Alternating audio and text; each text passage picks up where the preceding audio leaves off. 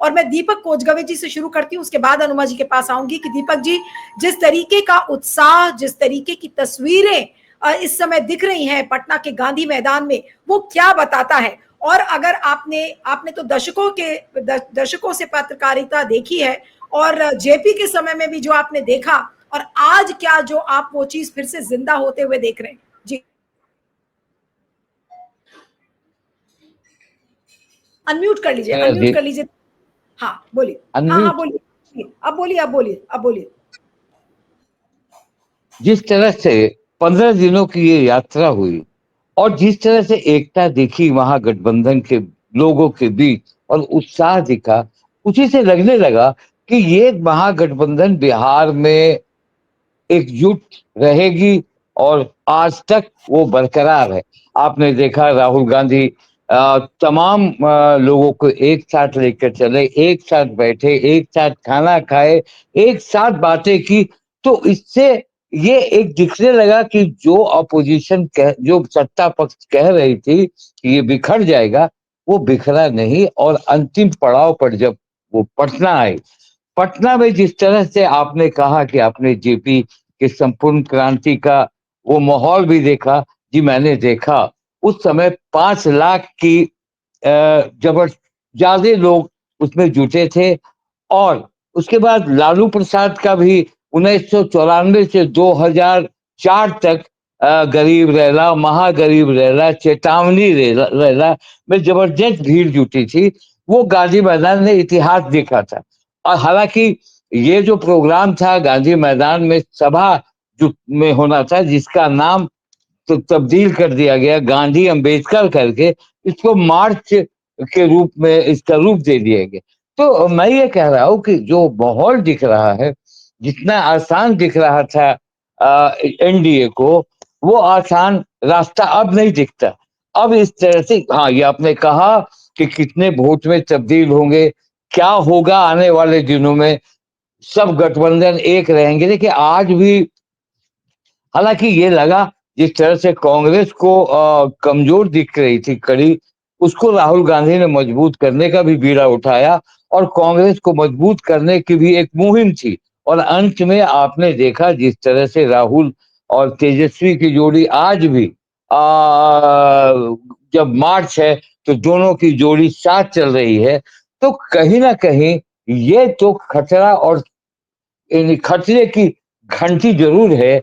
और मुझे जो लगता है कि ये अगर बरकरार रह गया और इस तरह का कोऑर्डिनेशन चला, ठीक है। एक बात और देखने को आता है, इंडिया गठबंधन के लोग जैसे संजय राउत हैं, सुप्रिया सुले हैं, हेमंत सोरेन के भी आने की बात थी, चाहे अशोक गहलोत हो, चाहे डी कृष्ण कुमार हो, तमाम लोगों का वहां जुटान आज है।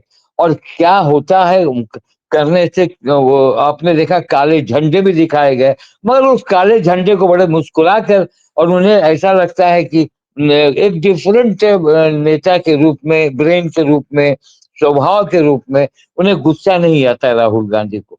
उन्होंने वो आपने देखा कि जब वो काले झंडे दिखाए, उन्होंने टॉफी दिया और कहा कि मैंने तो गाली नहीं दी। ये सारी बातों को लेकर एक माहौल तो बन गया। और ये माहौल कब तक बरकरार रहेगा और कितना और मजबूत होगा, क्या इंडिया गठबंधन की ममता बनर्जी आ जाएंगी या केजरीवाल आ जाएंगे, ये थोड़ा देखने वाली बात होगी। मगर हाँ, गांधी मैदान का गवाह बना हूं मैं बहुत सारे रैलियों में, बहुत सारे आयोजनों में। ये एक रैली में नौजवानों का और वोट के चोरी का जो आरोप लगा, उस पर जिस तरह से उनके बिहार प्रभारी कृष्ण अरउर ने कहा कि परेशानी है, सबूत और सवाल का जवाब नहीं मिल रहा, इसके लिए परेशानी है। और वो कह रहे हैं कि वोट अधिकार की चोरी, संविधान पर हमला, ये सारी बातों को उन्होंने कहा है।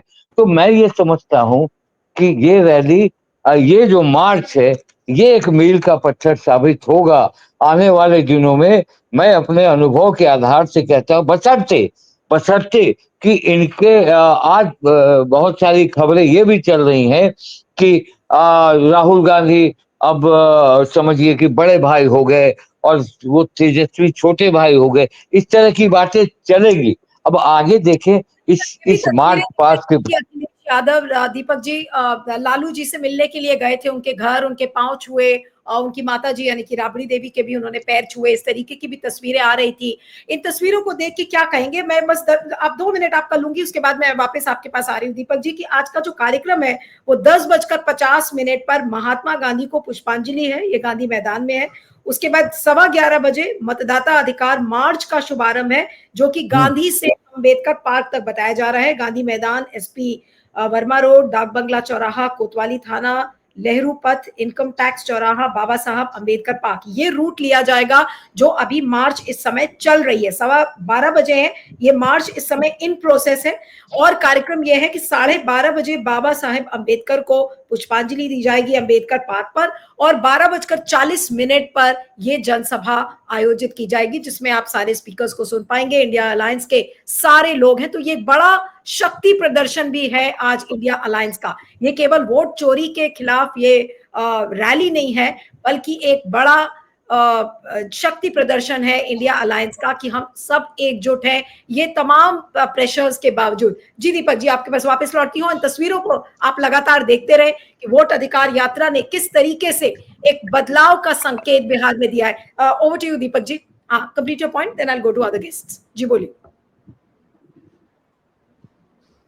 दीपक जी, बोलिए।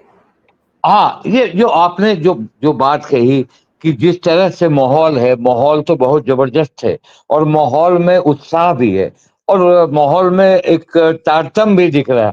तो आपने कहा कि राहुल गांधी ने लालू प्रसाद यादव के पैर छुए, प्रणाम, उनसे आशीर्वाद लिए। ये सच है कि वो भी समझ रहे हैं कि इस सब मिलकर ही घड़ा बढ़ेगा। आपने देखा मुकेश सहनी ने पूरे शक्ति के साथ आज वहां आ गए, और उन्होंने यहां तक कह दिया कि अब बीजेपी मेरे नाव पर सवार नहीं हो पाएगी। तो ये कहने का मतलब है कि जो उनका घटक दल है वो भी उत्साही है। आप देख रहे हैं स्क्रीन पर झंडे आरजेडी के, कांग्रेस के, सीपीआई के, माले के बहुत सारे समर्थक आते हैं।